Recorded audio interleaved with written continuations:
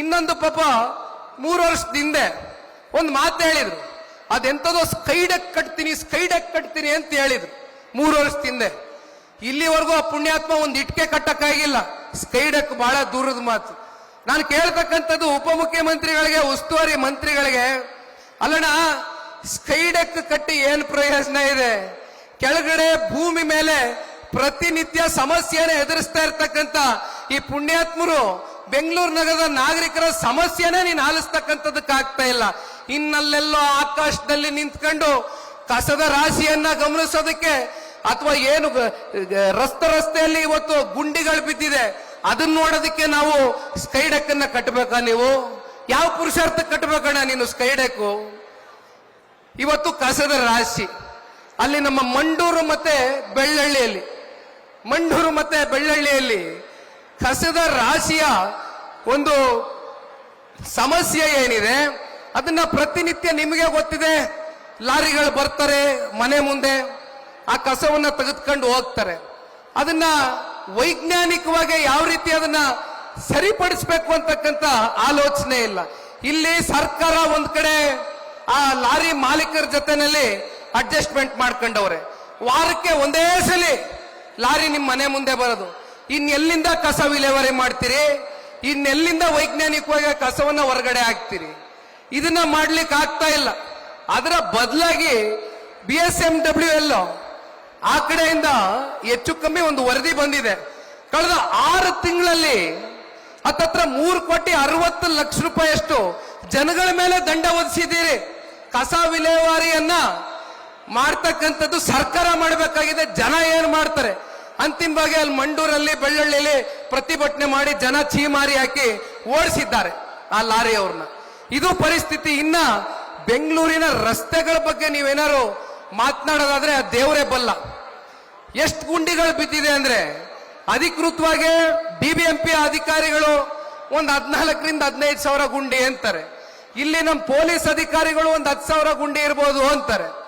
ಇನ್ನೊಂದ್ ಕಡೆ ಈ BBMP ಅಧಿಕಾರಿಗಳು ಒಂದು ಹೇಳ್ತಾರೆ, ಒಂದು 280 ರಿಂದ 300 ಗುಂಡಿಗಳನ್ನ ಯಾವ ಕಾರಣಕ್ಕೂ ಕೂಡ ನಾವು ಮುಚ್ಚಲಿಕ್ಕೆ ಆಗೋದಿಲ್ಲ, ಇದಕ್ಕೆ ಏನ್ ಮಾಡ್ಬೇಕು ಅಂತಾನೆ ಗೊತ್ತಿಲ್ಲ ಅಂತಾರೆ. ಇದ್ರ ನಡುವೆ ಅದೆಂತದೋ ವೈಟ್ ಟ್ಯಾಪಿಂಗ್ ಮಾಡ್ತೀನಿ ಅಂತ 1,700 ಕೋಟಿ ರೂಪಾಯಿ ಘೋಷಣೆ ಮಾಡಿದ್ರು ಸರ್ಕಾರ. ಯಾವ ವೈಟ್ ಟ್ಯಾಪಿಂಗ್ ಮಾಡಿದ್ರಿ? ಯಾವ ಗುಂಡಿ ಮುಚ್ಚಿದ್ರಿ? ಬೆಂಗಳೂರು ನಗರದ ನಾಗರಿಕರು ಹತ್ತತ್ರ 200ಕ್ಕೂ ಹೆಚ್ಚು ಜನ ಅಪಘಾತದಲ್ಲಿ ಅಮಾಯಕರು ಪ್ರಾಣ ಕಳ್ಕೊಂಡಿದ್ದಾರೆ. ಇದು ಬೆಂಗಳೂರು ನಗರದ ಪರಿಸ್ಥಿತಿ. ಇನ್ನೊಂದು ಅದೆಂತದೋ B ಖಾತೆಯಿಂದ A ಖಾತೆ ರೆಗ್ಯುಲರೈಸೇಷನ್ ಮಾಡ್ತೀನಿ ಅಂತ ಹೇಳಿದ್ರಿ. ಕೊನೆಗೆ ರೆಗ್ಯುಲರೈಸೇಷನ್ ಮಾಡಕ್ಕೆ ನಿಮ್ಮ ನಿಯಮಾವಳಿಗಳನ್ನ ಯಾವ ರೀತಿ ನೀವು ಗೈಡ್ಲೈನ್ಸ್ಗಳನ್ನ ಫಿಕ್ಸ್ ಮಾಡಿಕೊಂಡ್ರು? 5% ಗೈಡೆನ್ಸ್ ವ್ಯಾಲ್ಯೂ. ನಿಮ್ಮ ಆಸ್ತಿ, ನಿಮ್ಮ ಸ್ವಂತ ಕಷ್ಟಾರ್ಜಿತ ಆಸ್ತಿ, ಪಿತ್ರಾರ್ಜಿತ ಆಸ್ತಿ, ನಿಮ್ಮ ಸ್ವಂತ ಆಸ್ತಿನ ಮಧ್ಯಮದ ವರ್ಗರು ಬಡವರು ನಿಮ್ಮ B ಖಾತೆಯನ್ನ A ಖಾತೆ ಮಾಡ್ಕೊಳ್ತಕ್ಕಂಥದಕ್ಕೆ 30 ವರ್ಷ 40 ವರ್ಷ 50 ವರ್ಷ ವಾಸ ಇರ್ತಕ್ಕಂಥವ್ರು 5% ಗೈಡೆನ್ಸ್ ವ್ಯಾಲ್ಯೂ ಫಿಕ್ಸ್ ಆಗದೆ. ಇನ್ನ ಅದೆಂತದೋ ಈ ಖಾತೆ ಮಾಡ್ತೀನಿ ಅಂತ ಹೇಳಿದ್ರು. ಆ ಈ ಖಾತೆ ವಿಚಾರದಲ್ಲಿ ಮೊನ್ನೆ ಎಲ್ಲೋ ಒಂದು ವರದಿ ನಾನು ಓದ್ತಾ ಇದ್ದೆ. ಆ ಕಾವೇರಿ 2.0 ಯಾವ ರೀತಿ ನಡೀತಾ ಇದೆ ಅಕ್ರಮವಾಗಿ 1,300ಕ್ಕೂ ಹೆಚ್ಚು ಜನ ಆಸ್ತಿಗಳು ಇವತ್ತು ಬೇರೆ ಬೇರೆ ಕಡೆ ನೋಂದಣಿ ಆಗಿದೆ. ಈ ಖಾತೆ ವಿಚಾರದಲ್ಲಿ ಏನಪ್ಪಾ ಅಂದ್ರೆ, ಪಾಪ ಅಧಿಕಾರಿಗಳ ಹತ್ರ ಜನ ಹೋದ್ರೆ ಎಲ್ಲ ಒಂದು ಹೆಸರಲ್ಲಿ ಯಾವುದೋ ಒಂದು ಸಣ್ಣ ಪದ ವ್ಯತ್ಯಾಸ ಆಗ್ಬಿಟ್ಟಿದ್ರು. ಅಲ್ಲೋಗಿ ಪಾಪ ಅಧಿಕಾರಿಗಳ ಮುಂದೆ ಕೈ ಕಟ್ಕೊಂಡು ನಿಂತ್ಕೋಬೇಕು. ಅಧಿಕಾರಿಗಳೇನು ಬಿಟ್ಟಿಯಾಗಿ ಮಾಡ್ತಾರ? ಪಾಪ ಇಲ್ಲಿ ಕಾಂಗ್ರೆಸ್ ನಲ್ಲಿ ಇರ್ತಕ್ಕಂಥವ್ರು ಒಂದು ರೇಟ್ ಫಿಕ್ಸ್ ಮಾಡ್ಬಿಟ್ಟು ಟ್ರಾನ್ಸ್ಫರ್ ದಂಧೆಗೆ ಇಳಿದು ಪಾಪ ದುಡ್ಡು ವಸೂಲಿ ಮಾಡಿರ್ತಾರಲ್ಲ ಅವ್ರ ಹತ್ರ, ಅದನ್ನ ವಾಪಸ್ ರಿಕವರಿ ಮಾಡ್ಬೇಕಲ್ಲ ಅಧಿಕಾರಿಗಳು. ಹೋಗ್ತಕ್ಕಂಥ ಬಡವರಿಗೆ, ಧ್ವನಿ ಇಲ್ದೇ ಇರ್ತಕ್ಕಂಥವ್ರಿಗೆ ಈ ಖಾತೆ ಮಾಡ್ತೀನಿ ಅಂತ 25,000 ಕೊಡಿ 50,000 ಕೊಡಿ ಅಂತ ಇವತ್ತು ಭ್ರಷ್ಟಾಚಾರ ತಾಂಡವ ಆಡ್ತಾ ಇದೆ. ಅಂತಿಮವಾಗಿ ಅಂತವರ ಪರಿಸ್ಥಿತಿ ಎಲ್ಲಿಗೆ ಹೋಗಿ ನಿಂತಿದೆ ಸ್ವಾಮಿ? ಅವ್ರು ಏನೋ ಪಾಪ ಕಷ್ಟ ಅಂತ ಅವರ ಒಂದು ಪ್ರಾಪರ್ಟಿನ ಮುಂದಿಟ್ಕೊಂಡು ಒಂದು ಸಾಲ ತಗೊಳ್ಳೋದು, ಅಥವಾ ನಾಳೆ ನನ್ನ ಆಸ್ತಿನ ಮಾರಬೇಕು ಅಂದ್ರೂ ಕೂಡ ಇವತ್ತು ಮಾರದೇ ಇರ್ತಕ್ಕಂಥ ಒಂದು ಪರಿಸ್ಥಿತಿಗೆ ಇವತ್ತು ಬೆಂಗಳೂರು ನಗರದ ಜನತೆಯನ್ನ ದೂಡಿದ್ದೀರಿ. ಇನ್ನೊಂದು ಕಡೆ ಪ್ರಾಪರ್ಟಿ ಟ್ಯಾಕ್ಸ್ ಸಾಲು 2024 ಮತ್ತೆ 25 ಹೆಚ್ಚು ಕಮ್ಮಿ BBMP 4,950 ಕೋಟಿ ರೂಪಾಯಿಯಷ್ಟು ಗುರಿಯನ್ನ ಮುಟ್ಲೇಬೇಕು, ಜನಗಳ ಮೇಲೆ ತೆರಿಗೆ ಹಾಕಬೇಕು ಅಂತಕ್ಕಂಥ ತೀರ್ಮಾನವನ್ನು ಮಾಡಿದಿರಿ. ಪ್ರಾಪರ್ಟಿ ಟ್ಯಾಕ್ಸ್ ಹಿಂದಿದ್ದಂತ ಸರ್ಕಾರಕ್ಕೂ ಇವತ್ತಿನ ಸರ್ಕಾರಕ್ಕೂ ಪ್ರಾಪರ್ಟಿ ಟ್ಯಾಕ್ಸ್ ಎಷ್ಟು ಪರ್ಸೆಂಟ್ ಏರಿಕೆ ಮಾಡಿದ್ದೀರಿ? 25% ಪ್ರಾಪರ್ಟಿ ಟ್ಯಾಕ್ಸ್ ಏರಿಕೆ ಮಾಡಿದ್ದೀರಿ. ಪ್ರತಿನಿತ್ಯ ಹಂತದಲ್ಲೂ ಕೂಡ ಇವತ್ತು ಬೆಂಗಳೂರಿನ ನಾಗರಿಕರನ್ನ ಲೂಟಿ ಮಾಡ್ತಾ ಇದ್ದೀರಿ, ಜೇಬಿಗೆ ಕತ್ರಿ ಹಾಕ್ತಾ ಇದ್ದೀರಿ.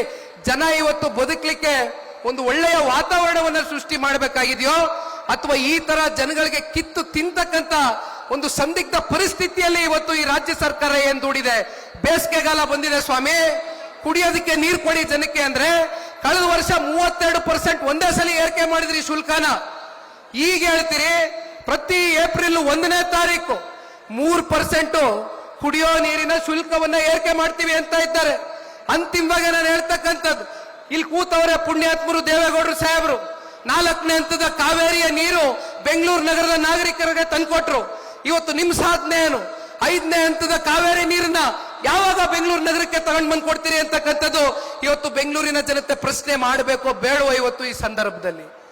ಈ ರೀತಿ ಮಾತನಾಡ್ತಾ ಹೋದ್ರೆ ಬಹುಶಃ ಪುಟ್ಟಗಟ್ಲೆ ಮಾತನಾಡಬಹುದು. ಆದ್ರೆ ಒಂದು ನಾನು ಇಲ್ಲೆಲ್ಲರಿಗೂ ಹೇಳ್ತಕ್ಕಂಥದ್ದು, ದಯಮಾಡಿ ಒಂದನ್ನ ಅರ್ಥ ಮಾಡ್ಕೊಳ್ಳಿ. ಹೌದು, ಜಿಬಿಎ ಚುನಾವಣೆ ಇದೆ. ಜಿಬಿಎ ಚುನಾವಣೆ ಈ ರಾಜ್ಯ ಸರ್ಕಾರ ನಡೆಸಬೇಕು ಅಂತಕ್ಕಂಥ ಮನಸ್ಥಿತಿಯಲ್ಲಿ ಇಲ್ಲದೆ ಹೋದ್ರೂ ಕೂಡ ಈಗಾಗಲೇ ಸುಪ್ರೀಂ ಕೋರ್ಟ್ ಚೀಮಾರಿ ಹಾಕಿದೆ, ಜಿಬಿಎ ಚುನಾವಣೆ ನಡೆಸಿ ಅಂತ ಹೇಳ್ತಾ ಇದೆ. ನಾವು ಯಾವಾಗ್ಲೂ ವೇದಿಕೆ ಮೇಲೆ ನಿಂತಾಗ ಮಾತನಾಡ್ತಾ ಇರ್ತೇವೆ, ಕಾರ್ಯಕರ್ತರ ಸಭೆಗಳಲ್ಲಿ ಉದ್ದುದ್ದ ಭಾಷಣ ಮಾಡ್ತಾ ಇರ್ತೇವೆ, ಹೊಸಬ್ರು ರಾಜಕಾರಣಕ್ಕೆ ಬರಬೇಕು ಅಂತ ಹೇಳ್ತೇವೆ, ಹೊಸ ಆಲೋಚನೆಗಳು ರಾಜಕಾರಣಕ್ಕೆ ಪ್ರವೇಶ ಮಾಡಬೇಕು ಅಂತೇವೆ, ಹೊಸ ಚಿಂತನೆಗಳು ರಾಜಕಾರಣಕ್ಕೆ ಕಾಲಿಡಬೇಕು ಅಂತ ಹೇಳ್ತೇವೆ. ಆದ್ರೆ ಬಿಬಿಎಂಪಿ ಚುನಾವಣೆ ನಡೆಸಿ ಸರಿಸುಮಾರು 11 ವರ್ಷ ಆಗಿದೆ. ಈಗ ಜಿಬಿಎ ಚುನಾವಣೆ ನಡೆಸಬೇಕು ಅಂತಕ್ಕಂಥ ಆದೇಶ ಹೊರಡಿಸಿ ಡಿಲಿಮಿಟೇಷನ್ ಆಗಿ, ರಿಸರ್ವೇಶನ್ ಆಗಿ, ಫೈನಲ್ ನೋಟಿಫಿಕೇಶನ್ ಆಗಿದ್ರು ಕೂಡ ಈಗಲೂ ಕೂಡ ರಾಜ್ಯ ಸರ್ಕಾರ ಜಿಬಿಎ ಚುನಾವಣೆಯನ್ನ ದಿನಾಂಕವನ್ನ ಘೋಷಣೆ ಮಾಡ್ತಕ್ಕಂಥದಕ್ಕೆ ಮೀನಾಮೇಷ ಎಣಿಸ್ತಾ ಇದೆ ಅಂತಕ್ಕಂಥದ್ದಾದ್ರೆ ಇದರಲ್ಲಿ ನಾವು ನೀವು ಅರ್ಥ ಮಾಡ್ಕೊಳ್ಬೇಕಾಗಿರ್ತಕ್ಕಂಥದ್ದು, ಜಿಬಿಎ ಚುನಾವಣೆಯಲ್ಲಿ ಬೆಂಗಳೂರು ನಗರದ ಜನತೆ ದಯಮಾಡಿ ಕೈ ಜೋಡಿಸಿ ಮನವಿ ಮಾಡ್ತೇನೆ. ಇವತ್ತೇನು ಹೊಸ ನಾಯಕತ್ವ ಇವತ್ತು ಹುಟ್ಟತಕ್ಕಂಥದಕ್ಕೆ ಅವಕಾಶ ಇದೆ. ಎಲ್ರಿಗೂ ಕೂಡ ರಾಜಕಾರಣದ ಹಿನ್ನೆಲೆ ಇರ್ಲಿಕ್ಕಿಲ್ಲ. ಎಲ್ಲಾದ್ರೂ ಒಂದ್ ಕಡೆ ರಾಜಕಾರಣವನ್ನ ಶುರು ಮಾಡಬೇಕು ಅಂತಕ್ಕಂಥದ್ದು ಆದ್ರೆ ಅದು ಸ್ಥಳೀಯ ಚುನಾವಣೆಗಳಲ್ಲಿ ಮಾತ್ರ ಅವಕಾಶ ಸಿಕ್ಕಾಗ ಹೊಸ ಹೊಸ ಯುವಕರುಗಳು ರಾಜಕಾರಣಕ್ಕೆ ಬರಲಿಕ್ಕೆ ಅವಕಾಶ ಆಗ್ತದೆ.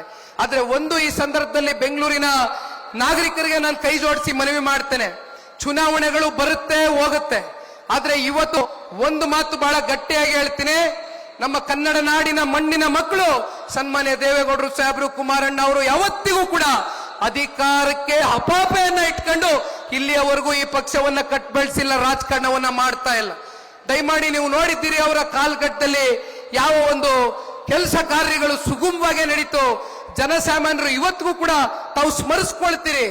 ಆದ್ರೆ ಒಂದು ನಾನು ತಮ್ಮೆಲ್ಲರಲ್ಲೂ ಕೈ ಜೋಡಿಸಿ ಕಳ್ಕಳಿಯಾಗಿ ವಿನಂತಿಯನ್ನ ಮಾಡ್ತಕ್ಕಂಥದ್ದು, ಇವತ್ತು ಬೆಂಗಳೂರು ನಗರದಲ್ಲಿ ನಮಗೂ ಗೊತ್ತಿದೆ, ನಿಮಗೂ ಗೊತ್ತಿದೆ, ಇಡೀ ರಾಜ್ಯಕ್ಕೆ ಅತಿ ಹೆಚ್ಚು ಟ್ಯಾಕ್ಸ್ ಅನ್ನ ಉತ್ಪಾದನೆ ಆಗ್ತಾ ಇರ್ತಕ್ಕಂಥ ಈ ಒಂದು ನಗರ ಮುಂದೊಂದು ದಿನ ವಿಶ್ವದಲ್ಲೇ ನಂಬರ್ 1 ಸ್ಥಾನಕ್ಕೆ ಹೋಗಿ ತಲುಪಬೇಕು ಅಂತಕ್ಕಂಥದ್ದು ನಿಮ್ಮೆಲ್ಲರ ಒಂದು ಚಿಂತನೆ ಆಗಿರ್ಬೇಕು.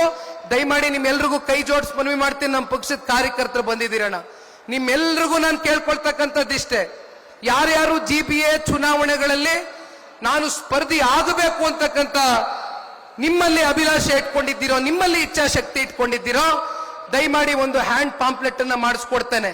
ನಿಮ್ಮ ವಾರ್ಡ್ಗೆ ಸೀಮಿತವಾಗಿ ದಯವಿಟ್ಟು ಹೋಗಿ ದೇವೇಗೌಡರು ಸಾಹೇಬರು, ಕುಮಾರಣ್ಣ ಅವರ ಕಾಲ್ಗಟ್ಟದಲ್ಲಿ ಆಗಿರ್ತಕ್ಕಂಥ ಅನೇಕ ಬೆಂಗಳೂರು ನಗರದ ಡೆವಲಪ್ಮೆಂಟ್ಗೆ ಸಂಬಂಧಪಟ್ಟಂತ ಕಾಮಗಾರಿಗಳ ಬಗ್ಗೆ ದಯವಿಟ್ಟು ಬೆಂಗಳೂರಿನ ನಗರದ ಜನತೆಯ ಸಮೀಪಕ್ಕೆ ಹೋಗಿ ತಿಳಿಸಿ ಅವರಿಗೆ ಈ ರೀತಿ ನಮ್ಮ ಕಾಲ್ಗಟ್ಟದಲ್ಲಿ ಕೆಲಸ ಮಾಡಿದ್ದೇವೆ, ದಯವಿಟ್ಟು ನಮ್ಮನ್ನ ಗುರುತಿಸಿ ಅಂತಕ್ಕಂಥದ್ದನ್ನ ನೀವು ನಿಮ್ಮ ವಾರ್ಡ್ಗಳಲ್ಲಿ ಆ ಭಾಗದ ನಿಮ್ಮ ಜನಸಂಖ್ಯೆ 20,000 ಇದೆಯೋ, 30,000 ಇದೆಯೋ, 40,000 ಇದೆಯೋ, ಇವತ್ತು 20,000ಕ್ಕೂ ಇಳಿದಿದೆ, 17,000ಕ್ಕೂ ಇಳಿದಿದೆ.